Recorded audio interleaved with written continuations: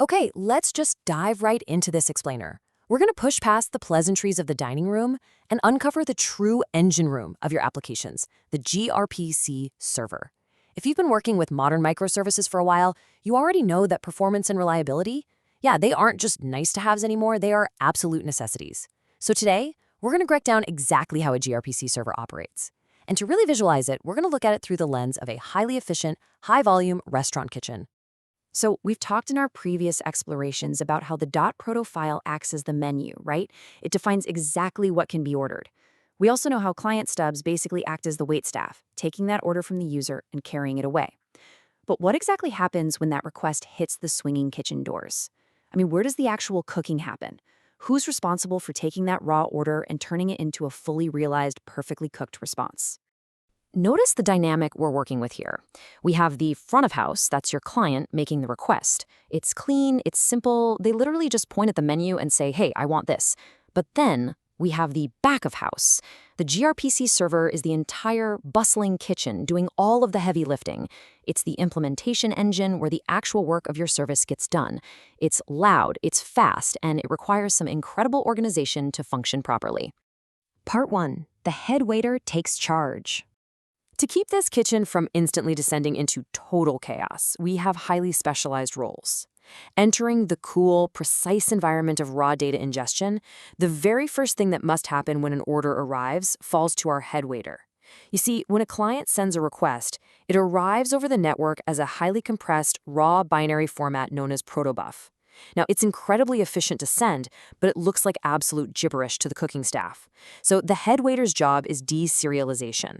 They stand at a specific network port, catch those incoming binary bytes, and translate that shorthand Protobuf order ticket into actionable, readable objects that the kitchen staff can actually understand and work with. The head waiter actually follows a very strict, unbreakable routine to manage these requests. Step 1, they actively listen for incoming requests on that specific network port. Step 2, as we just discussed, they deserialize the Protobuf into workable objects. Step 3, they call the correct chef to actually cook the meal. And finally, Step 4, once the food is ready, they serialize the response. Basically, they pack it back up into that hyper-efficient Protobuf binary format and send it back out to the client. This exact 4-step process ensures every single order is caught, translated, routed, and boxed back up perfectly. Moving on to Part 2, the chef cooks the logic. Let's turn up the heat a bit. Once the head waiter has translated the order, it's immediately passed to the chef. The chef represents the active business logic of your application, and their sole job is to actually cook the food. What that means in the context of gRPC is that they contain the exact function needed to fulfill the specific request. And here is the absolute brilliant part of gRPC server architecture. The server provides a corresponding dedicated chef for every single RPC method that you defined in your .proto menu. There's no guessing, no confusion about who is making what. In fact, to put it perfectly, if the menu has "say hello," the server has a chef that knows exactly how to prepare that greeting. Just like a kitchen specialist who, say, only works the grill or only makes pastries, a specific method request routes directly to the specific block of code capable of preparing that exact response perfectly. The business logic is isolated, organized, and totally ready to execute. Which brings us to Part 3, managing the dinner rush. Now, a high-volume restaurant doesn't just cook one meal at a time. It cooks thousands. That is the number of concurrent requests a well-built gRPC server can juggle efficiently over a single network connection, managed by a role we're going to call the kitchen manager. This is primarily thanks to the underlying power of HTTP/2. Unlike older protocols that might force requests to just wait in line, completely clogging up the kitchen doors, the kitchen manager leverages HTTP/2 to multiplex these requests. This means those thousands of orders can be sent, processed, and returned simultaneously without ever dropping a single plate. So the really crucial point here is that this incredibly high level of concurrency means every client request is processed simultaneously, even during massive traffic spikes. Your kitchen manager ensures that all incoming orders are handled in parallel. You literally don't have to worry about a sudden influx of users crashing your backend, because the gRPC server is fundamentally designed from the ground up to orchestrate massive amounts of parallel work without ever slowing down the kitchen. Furthermore, the kitchen manager isn't just handling simple requests. They are perfectly organizing complex, multi-part communication streams without ever mixing up the orders. Whether it's a unary request, a simple one-off order, or a complex server streaming, client streaming, or even a bi-directional stream where the client and server are constantly passing data back and forth like a multi-course tasting menu, the Kitchen Manager keeps every single stream isolated, ordered, and flowing efficiently. And finally, part 4, the security guard keeps watch. So the data has been ingested, the logic has been executed, and the food might be boxed and ready, but before it securely leaves the kitchen, we enter our final phase, the guarded doors of the restaurant. Because let's be real, performance and concurrency mean absolutely nothing if your data isn't secure. The gRPC server acts as the ultimate gatekeeper for your service.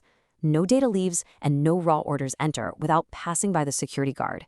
This role is built deeply into the server architecture to ensure that your business logic is never exposed to malicious actors or unauthorized requests. The security guard essentially handles 2 very distinct critical tasks. First, we have encryption. The server can be configured to use TLS, which encrypts all communication over the network. This ensures the delivery is entirely private. Nobody can peek inside the box while it's in transit. Second, we have authentication.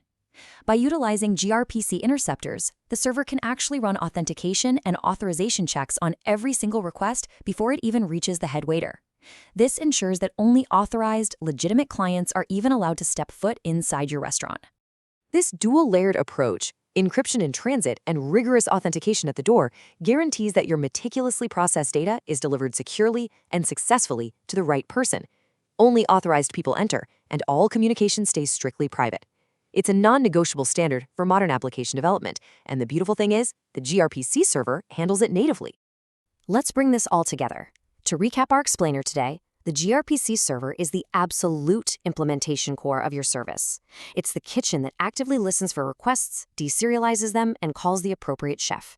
It leverages HTTP/2 to concurrently process immense volumes of traffic without breaking a sweat. And finally, it relies on TLS and interceptors to remain fiercely secure, making sure only the right clients get exactly what they ordered. So, as you look at your own projects and build out your microservices architecture, you have to ask yourself a serious question. Does your current backend have the robust, highly concurrent, secure staff of a Michelin-star GRP kitchen? Or are you just running a chaotic diner where orders get lost and the line is out the door? By really understanding and leveraging the architecture of gRP servers, you can build systems that scale effortlessly and perform beautifully under any load.